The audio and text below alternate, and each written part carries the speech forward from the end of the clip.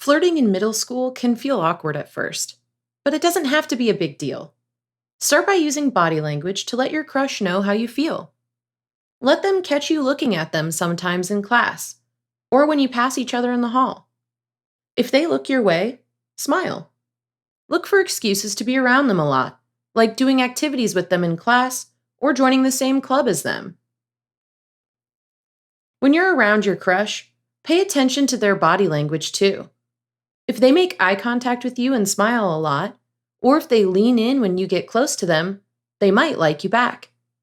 Once you feel a little more comfortable around your crush, say hi next time you see them.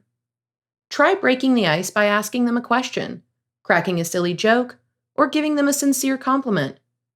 If they open up to you, be a good listener.